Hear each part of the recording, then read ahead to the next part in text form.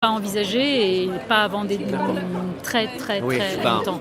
Selon les retours d'amis qui vivent là-bas ou qui travaillent là-bas, de toute façon, c'est absolument pas envisageable avant une bonne dizaine d'années. Il faut y faire une croix. J'aimerais bien que la Jordanie se rouvre de façon plus sûre. Ça commence à bouger. Parce qu'une petite arrivée au port de Petra, je pense que ça pourrait être sympa. Avec le soleil qui se lève, je vois bien le concept. Mais ça commence à se réorganiser. Ça devrait rebouger là, la Jordanie d'ici peu. Et côté Australie.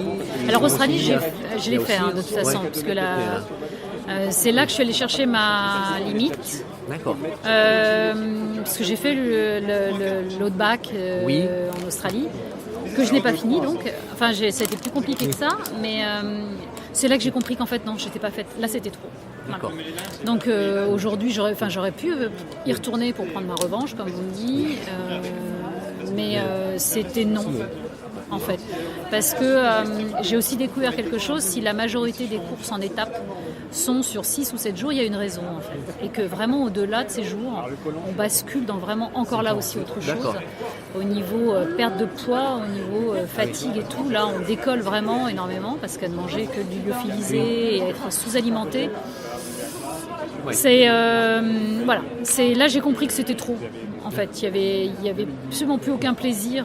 Passer le 6e jour, j'ai eu un sentiment de subir. Ça s'est très bien passé avec mes camarades de course. Il y avait une très bonne ambiance, c'était pas le problème, mais vraiment dur. Voilà. Donc, on est mal barré alors. Si on commence à raconter une course. En termes de récup, entre un ultra en ligne d'une traite et un ultra par étape, c'est plus long en non-stop. C'est plus long d'accord, c'est quand même malgré tout plus long, même si tu as des vraies nuits, d'accord. Non. Ah oui, quand même. Il faut pas rêver, il y a une réelle différence entre un non-stop. Après, quand je parle de non-stop, c'est pas un 70 km, on est d'accord. On est d'accord. Mais non, là, c'est beaucoup plus violent parce qu'en fait, d'abord, c'est beaucoup plus violent psychologiquement. Moi, c'est toujours ce que je dis parce que quand on est sur étape, vous arrivez au camp le soir, vous êtes tranquille, vous pouvez mettre 2 heures pour manger votre gamelle de nouilles, vous pouvez mettre 2 heures. Quand on est sur un non-stop, à chaque fois que vous vous arrêtez, et vous êtes obligé de vous arrêter, vous avez le tic-tac dans la tête qui n'arrête pas. Moi, j'arrive pas à dormir. J'ai jamais réussi à dormir sur ce type de course, donc j'arrive, je suis quand même fatiguée. Et physiquement, pour moi, c'est celle où on met le plus de temps à récupérer. Après, évidemment, si je courais le marathon des sables en performance, dans l'idée de faire une perf, je pense qu'on doit se faire très très mal aussi, on est d'accord. Mais vraiment, la récupération pour moi est un peu plus rapide avec les ultras en étape. Mais on a un contre-coup généralement 15 jours après. 15 jours, 3 semaines après, on a un contre-coup. Déjà, même on le voit au niveau perte de poids, parce que juste après l'ultra, de toute façon, on a perdu forcément un peu. On a 2-3 jours stables, où on est plus gonflé qu'autre chose, parce qu'il y a énormément d'œdème qui se crée. Et on redécolle. Moi, c'est toujours le cas, c'est-à-dire que la semaine, et je me retrouve une semaine après, à décoller au niveau du poids en mangeant comme 15, en ayant faim tout le temps. Et là, c'est là qu'on voit que l'organisme, on a des envies bizarres. Généralement, c'est plutôt du gras, c'est rarement du quinoa, j'ai remarqué. C'est marrant. Comme quoi, on en a besoin quelque part. Non, mais c'est ça qui est marrant, c'est que tout de suite après, on a quand même envie de frais souvent, parce qu'on a mangé que des trucs en poudre là. Mais après, c'est marrant. Donc on a la même chose. Non, mais Après, il y a aussi une autre chose qui est intéressante, que j'ai vraiment observé. Le corps s'habitue à encaisser ce type de course. Donc par rapport justement à la perte de poids, qui est souvent un signe, je perds nettement moins que je perdais à mes premiers. Comme si l'organisme reconnaissait cette période, disant « Ah, ça y est, elle recommence à faire son idiote.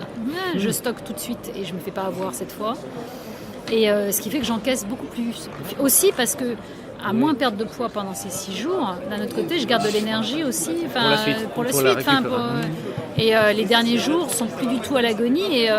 Et moi, je le vois de toute façon parce que souvent mes performances, on est bien d'accord, entre guillemets, je remonte dans le classement à la fin. À ce moment, d'accord. Parce que le corps est basculé dans ce qu'il connaît et il encaisse plutôt bien. Et là, déjà un prochain objectif d'inscrit pas ou du pas tout. encore Du tout, parce que parce que je cherche du travail en fait. Voilà, tout simplement. Bon, d'accord. Je compte retourner dans la vie professionnelle normale, on va dire. Et voilà. Et donc je ne fais aucun projet pour l'instant parce que je ne sais pas si j'aurai des congés ou pas. Quand est-ce qu'ils seront. Et dans quel domaine, si quelqu'un nous écoute sur le podcast? Sur le podcast, de préférence dans la communication, voilà, dans le monde du running, ce serait quand même plutôt bien. Il faut quand même commencer à avoir un peu d'expertise là-dedans. Appel aux auditeurs. Voilà. Mais mais je reconnais que de toute façon, j'ai pas non plus à titre perso de gros projets parce que je serais plus dans l'idée de faire des offs aujourd'hui, très clairement. Je suis plus dans cette idée-là, presque le sentiment pas d'en avoir fait le tour, mais d'avoir pris suffisamment confiance en moi maintenant pour me dire tiens, je pars 3 jours, 4 jours en montagne. Voilà, et puis je pars et puis on se débrouillera. Se développe parce que les gens retrouvent un concept où on enlève la partie compétition, on reste dans le domaine plaisir, paysage. Et comme moi de toute façon, on va dire que j'ai jamais été dans l'esprit performance ou compétition, déjà à la base. Donc c'était un prétexte, mes dossards. C'était une façon aussi de pouvoir faire une course de façon encadrée. Bonjour, oui, je vous avais. Mais après, par rapport au off,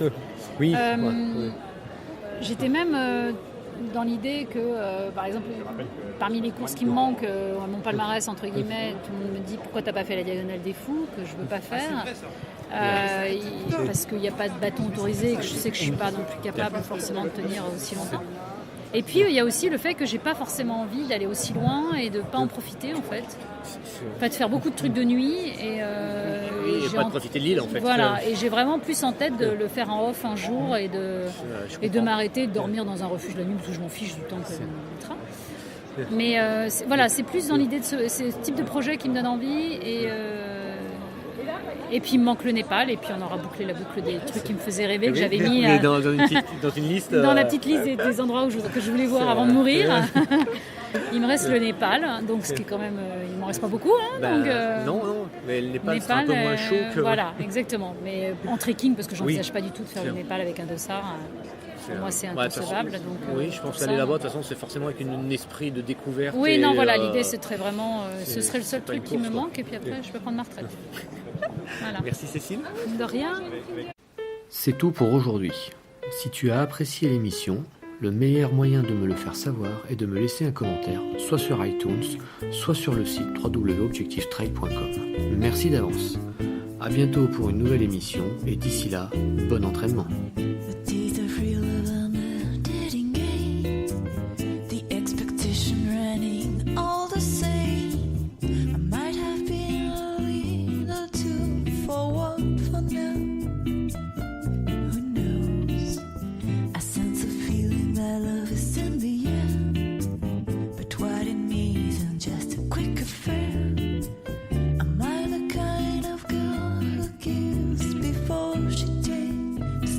Taxi fare. The fanny's in the chasing, and fanny's what I'm having.